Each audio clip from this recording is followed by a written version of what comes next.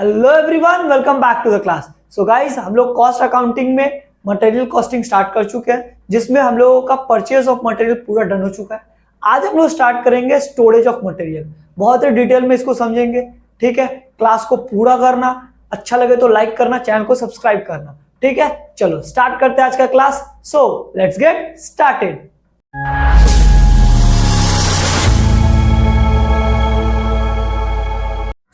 Start करते हैं हम लोग स्टोरेज ऑफ मटेरियल। भैया, स्टोरेज ऑफ मटेरियल का मतलब मटेरियल को स्टोर करना। ठीक है, तो स्टोरेज ऑफ मटेरियल का जरूरत हम लोगों को क्यों पड़ता है? हम लोग ज्यादा मटेरियल क्यों मंगाएंगे? मंगा के हम लोग स्टोर क्यों करेंगे? वो तो खराब भी हो सकता है ना। तो हम लोग सबसे पहले देखेंगे नीड फॉर स्टोरेज। हम लोगों को स्टोरेज का नीड क्यों पड़ता है? ठीक है, तो सबसे पहले स्टोरेज करते हैं ताकि इमीडिएट एंड रेगुलर सप्लाई मिलता रहे मटेरियल का। भैया, जब भी मेरा प्रोडक्शन डिपार्टमेंट मेरे को बोलेगा भैया मेरे को ये मटेरियल चाहिए, मेरे को ये बनाने के लिए इतना मटेरियल चाहिए, हम लोगों के पास ये मटेरियल होना चाहिए ना तुरंत। तो ये अगर हम लोगों के पास स्टोर करके रखा होगा तो हम लोग तुरंत हम लोग उसको सप्लाई कर सकते हैं, रेगुलर सप्लाई मिलता रहेगा। इससे क्या, प्रोडक्शन डिपार्टमेंट के पास मटेरियल पहुंचते रहेगा और वो अपना प्रोडक्शन जारी रख पाएगा। ठीक है, इसी से दूसरा लाइन आता है, to avoid any problem caused by lead time needed to procure and replenish store consumed. बात समझना भैया, क्या बोल रहा है? भैया, स्टोरेज का जरूरत हम लोगों को पड़ता है ताकि कोई भी, देखो प्रोक्योरमेंट में टाइम लगता है। आज हम लोग ऑर्डर देंगे, हम लोग प्रोक्योरमेंट प्रोसेस पढ़े थे, हम लोग सबसे पहले ऑफर देंगे, टेंडर आएगा, बहुत कुछ, बहुत बड़ा एक प्रोसेस होता है। उस प्रोसेस में चलो मान ले इमरजेंसी में हम लोग दे ही दिए ऑर्डर, फिर भी जहां ऑर्डर दिए वहां से मेरे पास आने में 1 दिन 2 दिन 3 दिन का टाइम तो लगेगा। तो वो टाइम अगर मान लो 3 दिन का टाइम लगता है और मेरा जो स्टॉक एकदम ही खत्म हो चुका है, तो 3 दिन तो मेरा प्रोडक्शन बंद हो जाएगा ना। इसीलिए बोल रहा है कोई भी जो लीड टाइम लगेगा प्रोक्योरमेंट करने में, जो लीड टाइम का जरूरत पड़ेगा, उसमें कोई प्रॉब्लम ना हो, इसी के लिए हम लोग स्टोर करके रखते हैं मटेरियल। हम लोग मटेरियल स्टोर करके रखेंगे और उस टाइम पे ऑर्डर दे देंगे। जब जानते हैं हम लोगों को 3 दिन आने में लगेगा, तो 3 दिन का स्टॉक अपने पास रख के हम लोग ऑर्डर देंगे, तो जब तक ये खाली होगा मेरे पास स्टॉक आ जाएगा। तो क्या, जो मेरा प्रोडक्शन प्रोसेस है वो स्मूथली काम करता रहेगा। ठीक है, to keep production process smooth and uninterrupted. भैया अभी बोले, अगर हम लोग स्टोर करके मटेरियल रखेंगे तो हम लोगों का जो प्रोडक्शन प्रोसेस है वो स्मूथली काम करेगा, उसमें कोई भी रुकावट नहीं आएगा। ठीक है, तो इस चीज के लिए हम लोगों को मटेरियल को स्टोर करना जरूरी होता है। इस चीज के लिए हम लोगों को मटेरियल को स्टोर करना जरूरत होता है। ठीक है, अब हम लोग देखते हैं टाइप ऑफ स्टोर डिपार्टमेंट।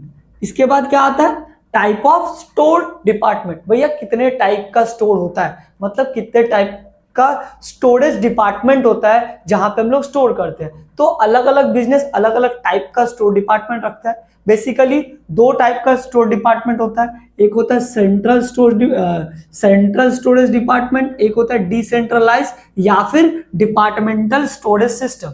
ठीक है, एक होता है सेंट्रल स्टोरेज सिस्टम, एक होता है डिसेंट्रलाइज या डिपार्टमेंट स्टोरेज सिस्टम। भैया, सेंट्रल या सेंट्रलाइज स्टोरेज सिस्टम क्या होता है? हम लोग नाम से हम लोगों को पता चल रहा है, सेंट्रलाइज स्टोरेज सिस्टम का मतलब होता है यहां पे एक ही स्टोर होता है, मतलब यहां पे एक ही स्टोर होता है, सारा मटेरियल मेरा एक ही स्टोर में रखा रहता है, सारा मटेरियल मेरा एक ही स्टोर में रखा रहता है, वहीं से सारा अलग अलग डिपार्टमेंट को मेरा माल इशू होता है। ठीक है, जिसको जो जरूरत है एक ही स्टोर से हम लोग क्या करेंगे, इशू करेंगे। ठीक है, डिसेंट्रलाइज में क्या होता है? भैया, जो जो डिपार्टमेंट हम लोगों का यहाँ काम कर रहा है, डिफरेंट डिपार्टमेंट है, हम लोगों का डिफरेंट डिपार्टमेंट्स है, तो सारे डिपार्टमेंट के पास अपना अपना स्टोर होगा, अपना अपना स्टोर होगा, उसको हम लोग डिसेंट्रलाइज या फिर डिपार्टमेंटल स्टोरेज सिस्टम बोलते हैं। ठीक है, तो सेंट्रलाइज का मतलब समझ में आया, एक ही स्टोर होगा। डिसेंट्रलाइज में क्या होगा? जितना डिपार्टमेंट होगा सारा डिपार्टमेंट के पास अपना अपना स्टोर होगा। तो भैया, दोनों में कुछ ना कुछ एडवांटेजेस होगा, कुछ ना कुछ डिसएडवांटेज होगा, वो हम लोग देखते हैं। तो सेंट्रल स्टोरेज सिस्टम का एडवांटेज होता है कि भैया इसमें ना कंट्रोल और सुपरविजन करने में बहुत मदद होता है। मतलब एक ही जगह पे मेरा सामान रहेगा तो क्या सामान को कंट्रोल करने में इजी होगा, मेरे को 5 जगह देखना नहीं पड़ेगा, एक ही जगह पे सामान रहेगा तो कंट्रोल और सुपरविजन इजी हो जाता है, बेटर हो जाता है। इट इज इकोनॉमिकल, भैया एक ही जगह पे सामान रहेगा, स्टोरेज कॉस्ट कम रहेगा, माल कम जगह पे एडजस्ट कर पाएंगे, है ना, तो ये इकोनॉमिकल होता है, ये इसमें खर्चा थोड़ा कम होता है। फिजिकल वेरिफिकेशन बिकम इजियर, तो भैया फिजिकल वेरिफिकेशन मतलब अगर मेरा एक ही जगह पे सामान है तो हम लोग फिजिकल वेरिफिकेशन का मतलब होता है कि जब जहां पे स्टोर में सामान रखा हुआ है वहां पे जाके खुद जाके हम लोग गिनते हैं कि हम लोगों का जो रिकॉर्ड में है वो एक्चुअल में सामान स्टोर में है कि नहीं है। ठीक है, तो अगर एक ही जगह पे सामान होगा तो अपना लिस्ट ले जाएंगे, एक ही जगह पे देख के ये इजी हो जाएगा ना, 4 जगह पे जाने से अच्छा एक जगह पे सामान रहे। तो फिजिकल वेरिफिकेशन क्या होता है, वो बहुत ज्यादा इजियर हो जाता है। ठीक है, तो ये क्या था, सेंट्रल स्टोरेज सिस्टम का एडवांटेजेस था। अब हम लोग देखते हैं डिपार्टमेंट या डिसेंट्रलाइज्ड स्टोरेज सिस्टम का क्या क्या एडवांटेजेस होता है। अब समझना, अगर सामान एक ही जगह पे है और मेरा डिपार्टमेंट अलग अलग जगह पे है तो मेरे को अलग अलग जगह पे माल जब भी इशू होगा तो मेरे को अलग अलग जगह पे माल को पहुंचाना होगा, तो उसमें ट्रांसपोर्टेशन कॉस्ट आएगा, है ना। तो सेंट्रल स्टोरेज सिस्टम में क्या होता है, ट्रांसपोर्टेशन कॉस्ट बहुत ज्यादा होता है क्योंकि यहां से वहां ले जाने पे फिर अलग अलग जगह पे मेरे को सामान पहुंचाना पड़ेगा। लेकिन डिपार्टमेंट या फिर डिसेंट्रलाइज में क्या होता है, हर डिपार्टमेंट के पास अपना स्टोर है, तो वो क्या अपना स्टोर को बोलेगा तो उसको सामने पड़ेगा, तो उसका ट्रांसपोर्टेशन कॉस्ट बहुत कम हो जाता है। क्या हो जाता है, ट्रांसपोर्टेशन कॉस्ट बहुत ही लोअर हो जाता है, तो उसमें क्या ट्रांसपोर्टेशन कॉस्ट नहीं लगता है। दूसरा भैया रिस्क ऑफ ऑब्सोलेंस बहुत कम हो जाता है। मतलब अब समझना, एक ही जगह पे अगर सामान होता है, एक ही जगह पे अगर सामान होता है तो फिर क्या बहुत ज्यादा हेक्टिक हो जाएगा, वहां खराब होने का चांस बहुत ज्यादा हो जाता है। लेकिन अलग अलग सामान रहेगा, उसको स्पेस मिलेगा, तो क्या खराब होने का संभावना थोड़ा कम हो जाता है। ऐसा नहीं है कि खराब नहीं होता, यहाँ रिस्क है, रिस्क ऑफ ऑब्सोलेंस कम हो जाता है, यहाँ डिक्रीज होता है, मतलब वो जो खराब होने का संभावना है वो कम हो जाता है। ठीक है, issue of material become easy, issue of material become easy का मतलब भैया जब हम लोग का सेंट्रलाइज्ड होगा तो मेरे को एक डिपार्टमेंट मेरे को बोलेगा, फिर हम उसको भेजेंगे, ऐसे ऐसे मेरे को अपना उस डिपार्टमेंट के अकॉर्डिंग मेरा सामान लेके भेजना होगा। लेकिन अगर हर डिपार्टमेंट के पास अपना अपना स्टोर होगा तो भैया उसका क्या इजी हो जाता है, जाएगा बोलेगा उसको सामान उसका मिल जाएगा, क्योंकि उसी का डिपार्टमेंट का सामान वहां पे होगा, दूसरा डिपार्टमेंट का सामान वहां पे नहीं होगा, तो इश्यू ऑफ मटेरियल बहुत इजी हो जाता है। ठीक है, तो ये कुछ एडवांटेजेस है डिसेंट्रलाइज्ड स्टोरेज सिस्टम का। ठीक है, अब कुछ हर चीज का, हर सिक्का का दो पहलू होता है, तो भैया एडवांटेज है तो डिसएडवांटेज भी होगा, दोनों का होगा, ऐसा जरूरी नहीं है कि एक ही का डिसएडवांटेज होगा, दोनों का डिसएडवांटेज है। तो सेंट्रलाइज स्टोरेज सिस्टम का क्या डिसएडवांटेज है भैया, मोर टाइम फॉर डिलीवरी। अभी बोले एक ही जगह पे सामान है, सामान एक जगह पे तो पहुंचाने में एक तो ट्रांसपोर्टेशन कॉस्ट बढ़ेगा, साथ में टाइम भी बहुत ज्यादा लगेगा, टाइम भी बहुत ज्यादा लगेगा कंपेयर टू डिसेंट्रलाइजेशन। ठीक है, ऐसा नहीं कि बहुत ज्यादा लगेगा, अगर कंपेयर करेंगे तो इसका ज्यादा लगेगा टाइम। ठीक है, इन केस ऑफ फायर, चूंकि एक ही जगह पे सामान है, एक ही जगह पे मेरा सामान पड़ा हुआ है, तो अगर आग लगता है तो भैया लॉस ज्यादा होगा ना। अगर यहाँ पे मेरा सिर्फ एक डिपार्टमेंट का होगा, आग लगता है तो सिर्फ एक डिपार्टमेंट का माल जलेगा, पर अगर सारा डिपार्टमेंट का माल एक ही जगह पे और आग लग गया तो क्या सारा डिपार्टमेंट का माल मेरा जल जाएगा। तो क्या है, in case of fire possibility of loss increases, कि भैया लॉस होने का संभावना बढ़ जाएगा। ठीक है, अगला है ओवरऑल एडमिनिस्ट्रेशन बिकम कॉम्प्लिकेटेड। भैया अगर मेरा सामान एक ही जगह पे होगा तो मेरे को पहले अपना जो मेरा डिपार्टमेंट हेड है उसको बताना होगा, फिर वो जाके वो जो स्टोर है वहां से बात करेगा, फिर वहां से अलग अलग बहुत ज्यादा कॉम्प्लिकेटेड हो जाएगा। लेकिन अगर अपना ही डिपार्टमेंट के पास अपना स्टोर होगा तो क्या वो अपना जाएगा स्टोर से सामान लेके आ जाएगा, तो एडमिनिस्ट्रेशन बहुत ज्यादा इजियर हो जाता है इन डिसेंट्रलाइज स्टोरेज सिस्टम में। ठीक है, और इसमें कॉम्प्लिकेटेड हो जाता है। अब आता है डिसेंट्रलाइज स्टोरेज सिस्टम का क्या क्या डिसएडवांटेज है भैया, सामान जगह बहुत ज्यादा लगेगा, मतलब जहां मेरा एक इसमें जहां पे एक ही रूम में एक ही स्टोर में सब माल आ जा रहा है, वहां पे अलग अलग डिपार्टमेंट के लिए अलग अलग स्टोर लेना पड़ रहा है, मतलब जगह बहुत ज्यादा यूज हो रहा है। ठीक है, the storage cost become comparatively more, मतलब अब ज्यादा जगह लगेगा तो भाड़ा ज्यादा लगेगा, रेंट ज्यादा लगेगा तो स्टोरेज कॉस्ट मेरा बढ़ जाएगा, है ना।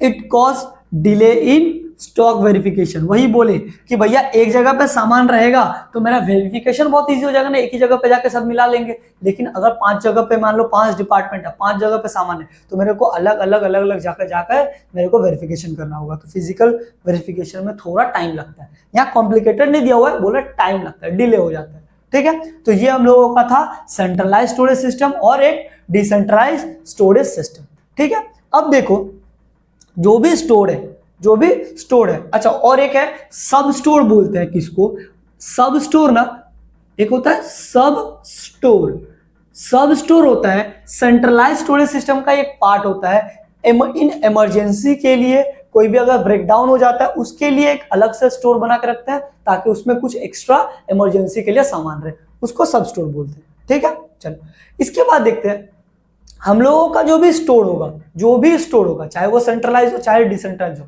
भैया वहां पे एक ना कोई चिंटू बैठा होगा। कौन बैठा होगा? चिंटू। कौन चिंटू?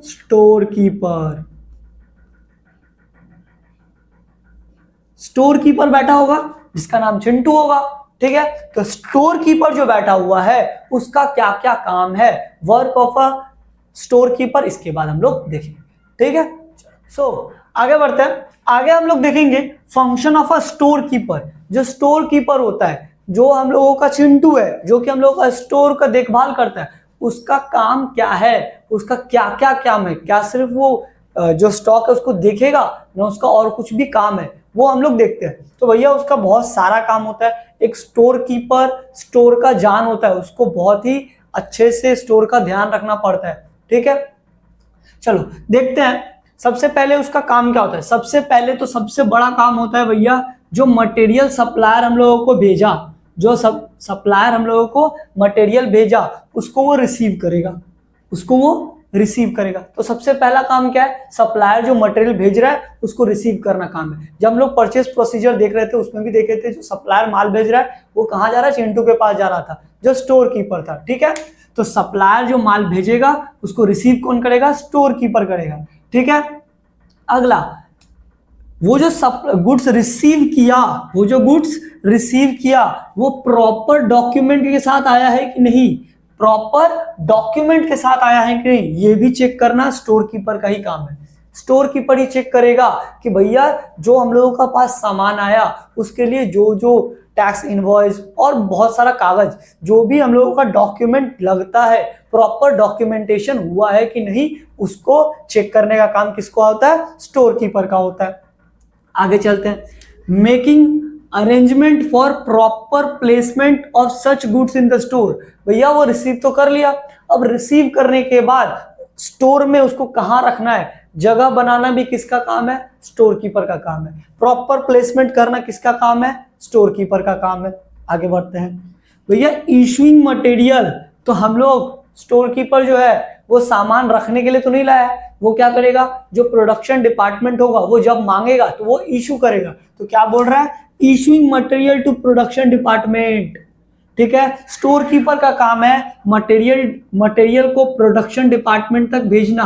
कैसे भेजेगा, अगर production department material requisition note देता है, मटेरियल रिक्विजिशन नोट में क्या लिखा रहता है, मटेरियल रिक्विजिशन नोट में लिखा रहता है कि कौन सा डिपार्टमेंट को कितना मटेरियल चाहिए, किस काम के लिए चाहिए, तो सारा उसमें लिखा रहता है। वो ड्यूली साइंड होना चाहिए, ऑथेंटिकेटेड होना चाहिए। सब कुछ होने के बाद अगर स्टोर कीपर के पास आता है तो स्टोर कीपर का ये काम होता है कि भैया वो मटेरियल को इशू करे, ठीक है।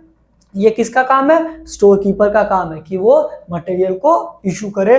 अगर वो मटेरियल रिक्विजिशन ड्यूली साइंड होना चाहिए, ऑथेंटिकेटेड होना चाहिए। अगर वो साइन नहीं है और उसके बाद तुम मटेरियल इशू किया, बाद में तुम फंसेगा तो पूरा का पूरा दोष स्टोर कीपर के ऊपर आ जाएगा, ठीक है। चलो आगे बढ़ते हैं।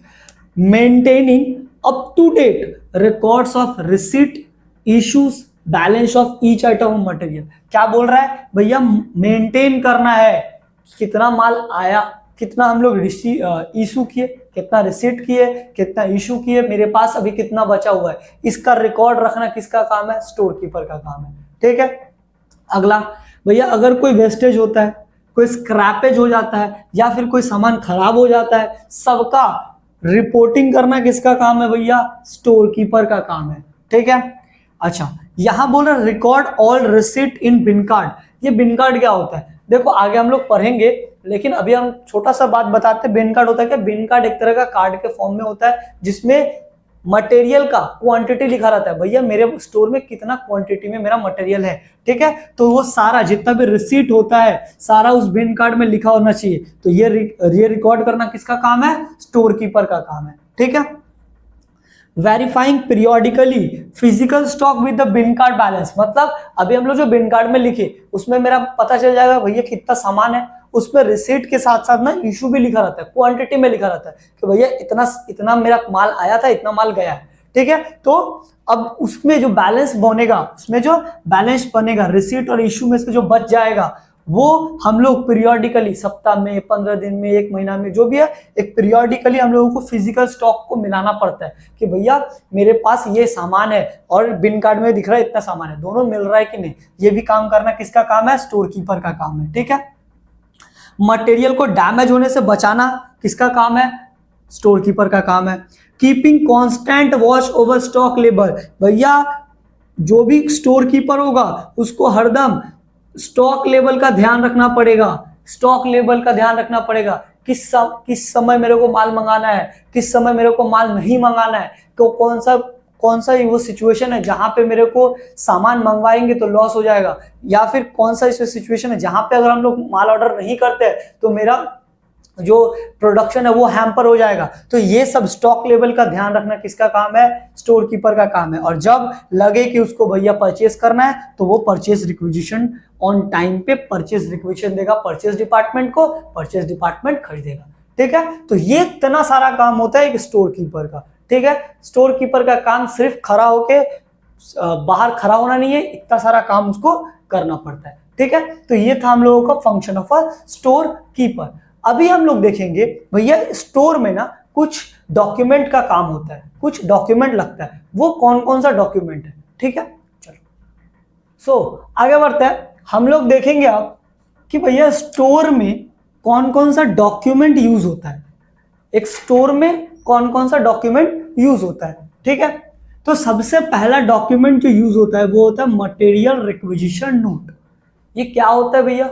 मटेरियल रिक्विजिशन नोट जो है ये एक तरह का कागज है जो प्रोडक्शन डिपार्टमेंट होता है, वो स्टोर को भेजता है।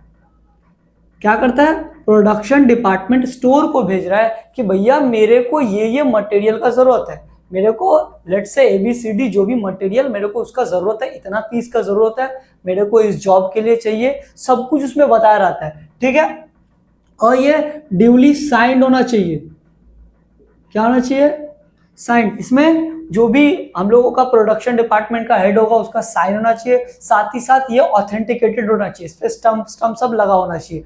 ठीक है, तभी ये वैलिड होगा। ठीक है, तो ये मटेरियल रिक्विजिशन नोट कौन देता है? प्रोडक्शन डिपार्टमेंट देता है, स्टोर को देता है। ये ड्यूली साइंड होना चाहिए, ऑथेंटिकेटेड होना चाहिए। इससे होता क्या है? इससे प्रोडक्शन डिपार्टमेंट को जो भी मटेरियल लगता है वो स्टोर डिपार्टमेंट को बोलता है, store department as per material requisition note ये क्या करता है? मटेरियल इशू करता है। क्या करता है? मटेरियल को इशू करता है। ठीक है, तो ये क्या है? ये है मटेरियल रिक्विजिशन नोट। ठीक है, देखो स्क्रीन पे तुम लोगों को मटेरियल रिक्विजिशन नोट दिख रहा होगा, तो ये मटेरियल रिक्विजिशन नोट कुछ इस तरह का दिखता है। ठीक है, चलो आगे बढ़ते हैं। हम लोगों को आगे देखना है मटेरियल ट्रांसफर नोट। अगला क्या है? Material transfer note. ये कौन देता है भैया? ये प्रोडक्शन डिपार्टमेंट देता है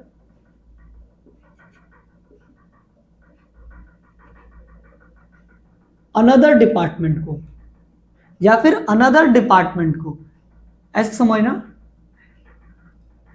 अब क्या होता है? अनदर डिपार्टमेंट नहीं, वो अनदर प्रोडक्शन डिपार्टमेंट को ही देता है। बेसिकली होता क्या है? मान लो हम लोग 10 मटेरियल इशू किए,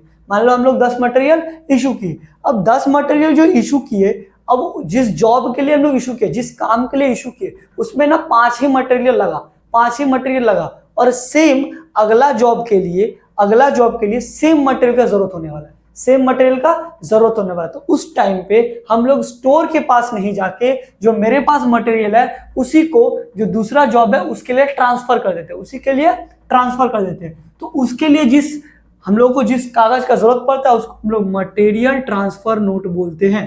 इसको क्या बोलते हैं? Material transfer note. देखो कुछ इस तरह का दिखता है material transfer note. Material transfer note से बेसिकली होता क्या है, हम लोग मटेरियल को ट्रांसफर करते हैं टू अनदर जॉब।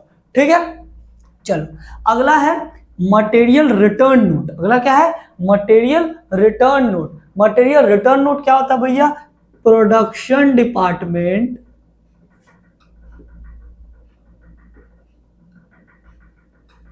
क्या करता है? स्टोर को रिटर्न करता है। अब मान लो मेरे को सेम चीज 10 माल हम लोग मंगाए, मेरे को एक जॉब के लिए 5 माल ही लगा, 5 माल ही लगा। अब मेरे को और दूसरा जॉब भी नहीं है, वो सामान का जरूरत नहीं है, तो हम लोग क्या करेंगे? सामान को स्टोर में भेजेंगे, फिर से भेजेंगे। तो जो रिटर्न करते हैं ना, जो मटेरियल को रिटर्न करे स्टोर के लिए, तो हम लोगों को वहां पे जो इशू करना पड़ता है उसको हम लोग बोलते हैं मटेरियल रिटर्न नोट। देखो मटेरियल रिटर्न नोट स्क्रीन पे दिख रहा है, कुछ इस तरह का हम लोगों का मटेरियल रिटर्न नोट दिखता है। ठीक है, चलो आगे बढ़ते हैं। एक होता है बिन कार्ड, एक होता है स्टोर लेजर। भैया होता क्या है ये बिन कार्ड और स्टोर लेजर? बिन कार्ड होता है, बिन कार्ड एक तरह का कार्ड के फॉर्म में होता है, ये स्टोर कीपर मेंटेन करता है। ये होता क्या है, इसमें जो भी हम लोग माल रिसीव करते हैं, गुड्स रिसीव करते हैं, गुड्स रिसीव नोट में जो भी रिसीव करते हैं वो यहाँ पे इन क्वांटिटी लिखा जाता है, सिर्फ और सिर्फ क्वांटिटी इसमें लिखा जाता है। और जब भी हम लोग माल इशू करेंगे तो उसमें से क्वांटिटी को घटा देंगे। बेसिकली मेरे पास कितना सामान आ रहा है, कितना सामान जा रहा है, उसको इसका रिकॉर्ड रखने के लिए हम लोग एक कार्ड फॉर्म में लिख के रखते हैं, उसको हम लोग बिन कार्ड बोलते हैं, उसको हम लोग बिन कार्ड बोलते हैं। ठीक है, और ये स्टोर लेजर क्या होता है? स्टोर लेजर होता है भैया ये कॉस्ट डिपार्टमेंट बनाता है, ये कॉस्ट डिपार्टमेंट बनाता है। इसमें स्टोर मतलब इसमें जो हम लोगों का वैल्यू मतलब जो हम लोगों का क्वांटिटी है वो तो लिखा ही रहता है, साथ में उस सामान का वैल्यू कितना है, उस सामान का दाम कितना है, उस सामान का टोटल प्राइस कितना है, वो भी उसके साथ हम लोगों को रिकॉर्ड करना पड़ता है। ठीक है, तो ये क्या स्टोर लेजर और बिन कार्ड दोनों एक ही तरह का होता है। एक में सिर्फ और सिर्फ क्वांटिटी लिखाता है, एक पे क्वांटिटी के साथ वैल्यू भी लिखाता है। दोनों एक तरह का कार्ड ही होता है जिसमें हम लोगों का जो सामान है, सामान के बारे में मेरे पास कितना सामान आया, कितना सामान गया, अभी कितना पड़ा हुआ है, वही लिखा रहता है। ठीक है, तो बेसिक सा डिफरेंस देखते हैं बिन कार्ड में और स्टोर लेजर में। ठीक है, बिन कार्ड क्या होता है भैया? बिन कार्ड में सिर्फ क्वांटिटी रिकॉर्ड लिखा रहता है। क्या रहता है उसमें? सिर्फ कितना माल आया, कितना गया, वही लिखा रहता है, सिर्फ क्वांटिटी का रिकॉर्ड रहता है। इसमें बोथ क्वांटिटी एंड वैल्यू दोनों का रिकॉर्ड रहता है, क्वांटिटी और वैल्यू दोनों का रिकॉर्ड रहता है। ये जो मेंटेन करता है, ये कौन मेंटेन करता है? स्टोर कीपर मेंटेन करता है। और ये कौन मेंटेन करता है? ये कॉस्ट डिपार्टमेंट मेंटेन करता है। स्टोर लेजर कौन मेंटेन करता है? Cost department. बिन कार्ड कौन मेंटेन करता है? Store keeper. ये कहां रखा रहता है? इनसाइड द स्टोर, मतलब स्टोर के पास ही बिन कार्ड रहता है। और ये आउटसाइड द स्टोर, मतलब ये कॉस्ट डिपार्टमेंट के पास रहता है, इसीलिए आउटसाइड द स्टोर लिखा हुआ है। ठीक है, और ये बेसिक अकाउंटिंग रिकॉर्ड नहीं है, ये कुछ अकाउंटिंग रिकॉर्ड नहीं है, ये बस स्टोर कीपर अपने लिए रखा रहता है कि भैया इतना सामान है कि नहीं है, वो मिलाने के लिए इतना सामान आया था, इतना सामान गया है। ठीक है, और ये बेसिक अकाउंटिंग रिकॉर्ड है मटेरियल का। मटेरियल कितना आया, कितना दाम पे आया, कितना मेरे पास इशू हुआ, कितना भी पड़ा हुआ है, ये बेसिक अकाउंटिंग रिकॉर्ड है मटेरियल का। ठीक है, तो ये बिन कार्ड है, ये स्टोर लेजर है। हम लोगों को स्टोर लेजर में 4 तरीका है, फीफो, लीफो, एवरेज और वेटेड एवरेज। हम लोगों को ये चारों तरीका का सम्स करना है, ये चारों तरीका का सम्स करना है, एग्जाम में इसमें सम्स पूछा जाएगा। ठीक है, और ये आएगा ही आएगा, तो हम लोगों को इस चारों को बहुत ही अच्छे से करना है। ये हम लोग अगले वीडियो में मतलब कि कल करेंगे। ठीक है, इसको हम लोग अगले वीडियो में देखेंगे। तो ये हम लोगों का अभी तक स्टोरेज ऑफ मटेरियल में जितना भी थ्योरी था हम लोग कंप्लीट कर लिए। अब हम लोग अगले दिन FIFO, LIFO, average, weighted average पूरा ही एक ही वीडियो में पूरा का पूरा हम लोग सम्स करेंगे। ठीक है, चलो तो हम लोगों का आज का स्टोरेज ऑफ मटेरियल का वीडियो यहीं पे खत्म होता है। कैसा लगा वीडियो जरूर बताना कमेंट सेक्शन में, और अच्छा लगेगा तो लाइक करना और वीडियो को शेयर करो अपने दोस्तों तक। ठीक है, मिलते हैं अगले क्लास में, तब तक के लिए बाय बाय।